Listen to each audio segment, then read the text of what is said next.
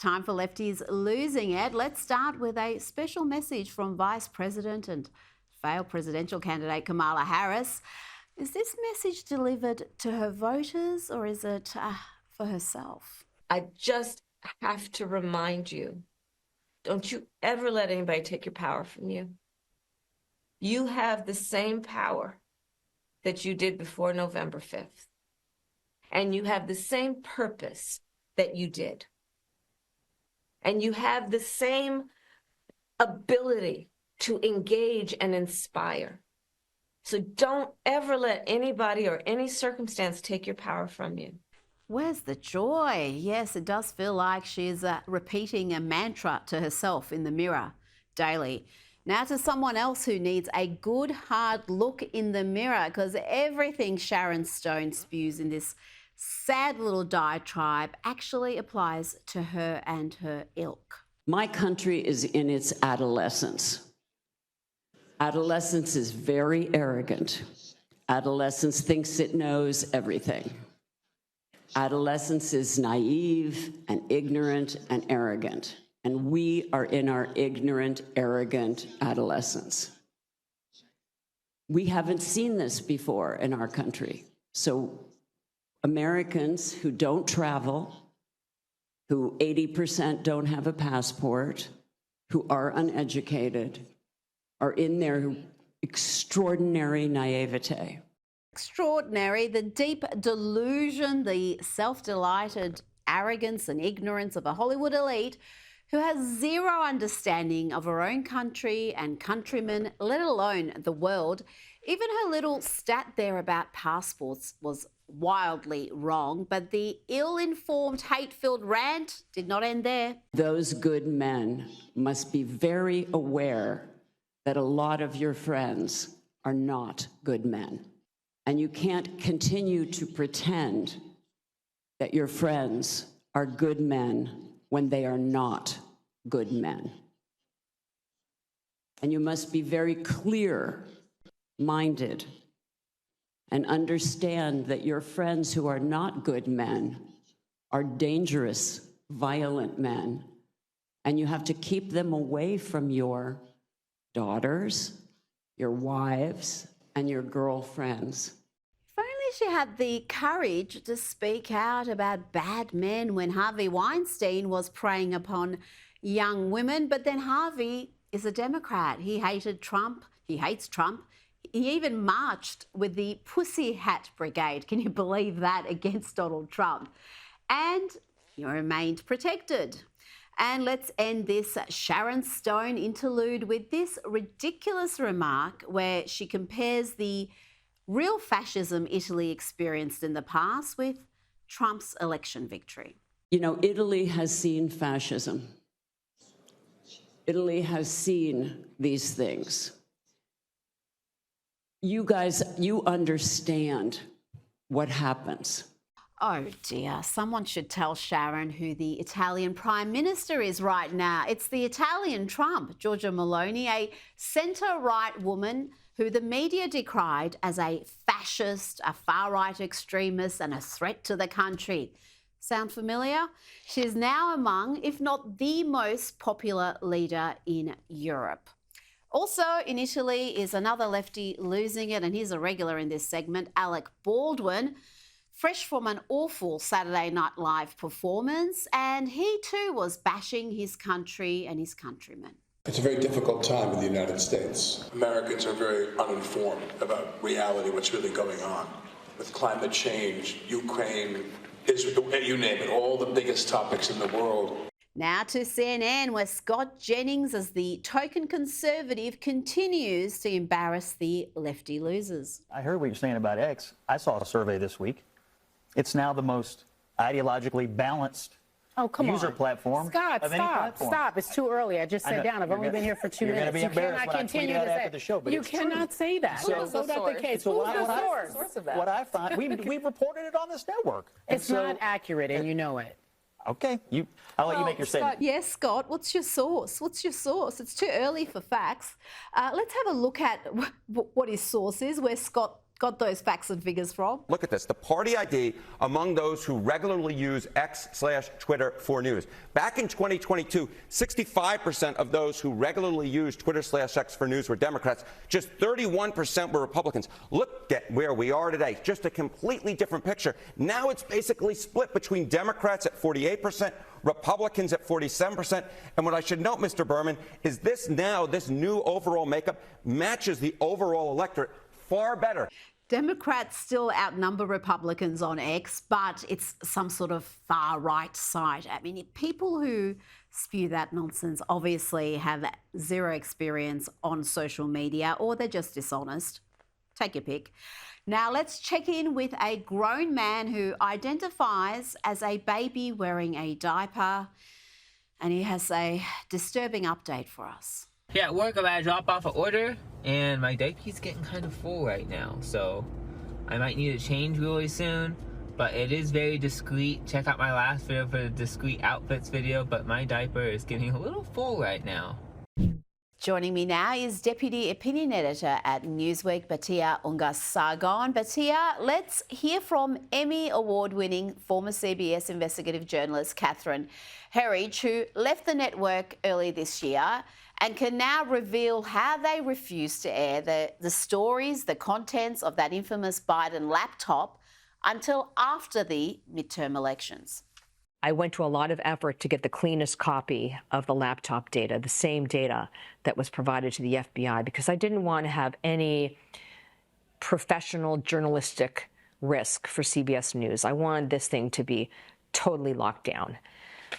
When we did the story, we did it after the midterms.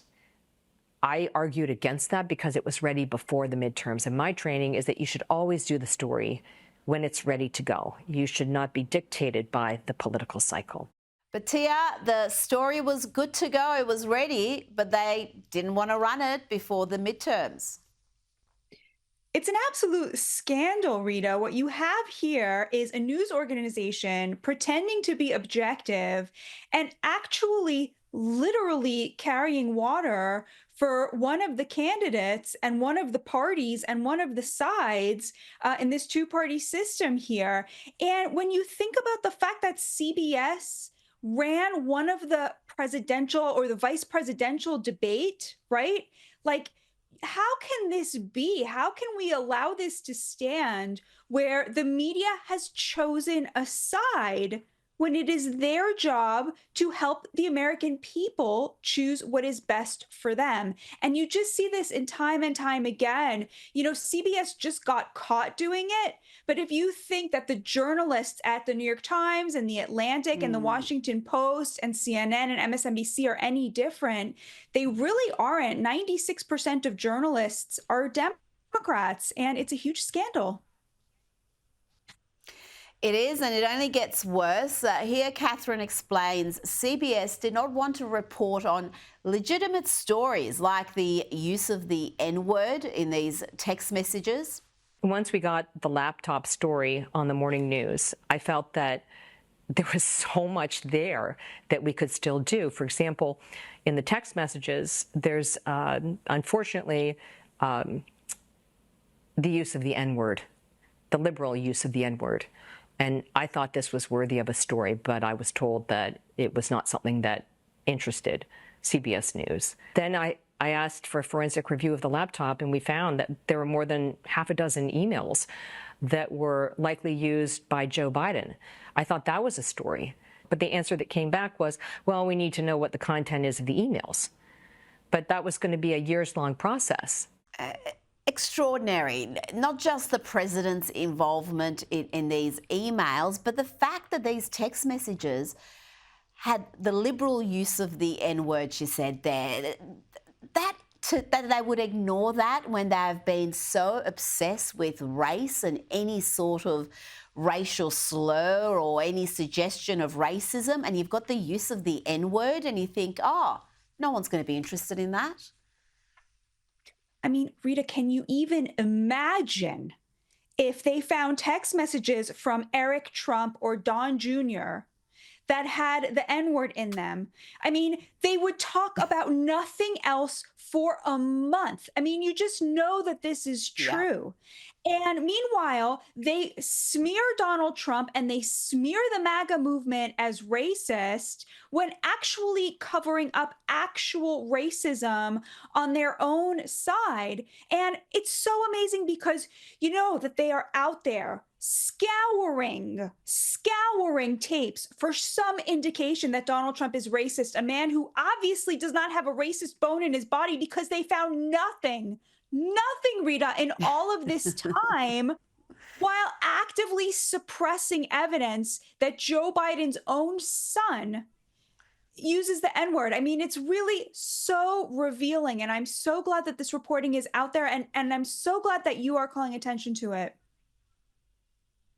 Well, is it any wonder that trust in the media is at historic lows in the US? And you can see why people are increasingly turning to the likes of Joe Rogan. The Democrats are very eager to create their own Joe Rogan, but as he explains here, they had him. He was a Democrat. Listen to this discussion between Joe Rogan and Mark Andreessen. You pay people, it's not going to have the same impact. Yeah. You know, I think these Call Her Daddy shows and all these different shows that she went on, I mean, I'm sure they had an impact. Yeah. But I think that in the future, I'm sure they're scrambling to try to create their own version of this show. Right. This is one thing that keeps coming up, like we need our own Joe Rogan. Right. But they had me. Well, number one, they had you. Number one, they had you. They had you and they drove you away. Is that number one? But they also have, ABC, NBC, CBS, CNN. Right, but that doesn't work anymore. They had him. He was a Democrat, like so many others now who are standing with Donald Trump, including Elon Musk and RFK Jr., Tulsi Gabbard. Joe Rogan donated to Bernie Sanders. It was a Bernie bro, wasn't he? And to see him be red-pilled, to see him be personally attacked by the leftist media, and it's opened his eyes to how the system works. What will the Democrats have to do to counter this? Because they can go and pay podcasters, they can pay Oprah, but it just doesn't have the same impact. The reason that you can't imagine a Joe Rogan on the left is because the thing that they want is not the thing that he is actually doing. They believe that they are smarter than everybody else and that therefore they should be able to tell the American people what to think. And then they project their fantasy onto Joe Rogan that he's literally telling people what to think, and they're following him like zombies as he tells them to vote for Donald Trump, when of course the opposite is the case. The reason Joe Rogan is so popular is because he never tells anybody what to think. He listens to this one, he listens to that one, he asks questions, and then he's like, who knows? Make up your own mind, right? That's why he's so popular, because he is a truly independent thinker. And that's why you will never have a Joe Rogan on the left, because, Rita, they are incapable of independent thought, which is why the American people have totally turned on them. Well, it's becoming like Islamism. As someone who escaped an Islamist country, it's total submission. You either submit to what we think on every issue, or you're on the outer. You start getting attacked, and that's what happened with Rogan. I want to ask you about Special Counsel Jack Smith. He's dropped the January 6th and classified document cases against Donald Trump. We spoke about that yesterday. But we cannot get past the manner in which he weaponized the Department of Justice. He wasn't alone, but let's not forget he tried to bypass lower court rulings. He tried desperately to manipulate the process so the trial could be before the election. Is there going to be any accountability for Jack Smith and others like him?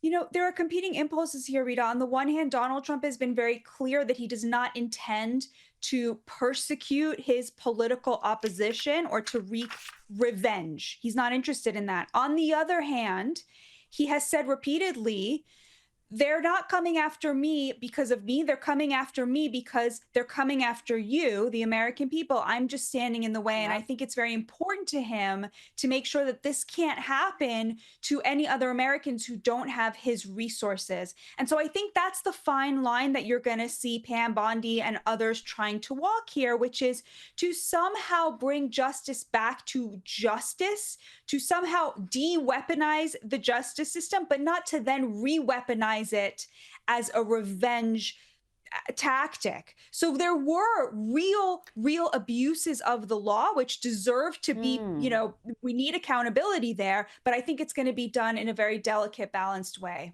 or I hope so. Absolutely. But as you said, the key word there was accountability. Those who have abused their power, abused their offices, need to face accountability. Otherwise, there is no reason for this not to happen again. And I think it's just that sense of justice that needs to prevail here. Batia Unga Sargon, always a pleasure. Thank you so much, Rita. God bless. See you soon.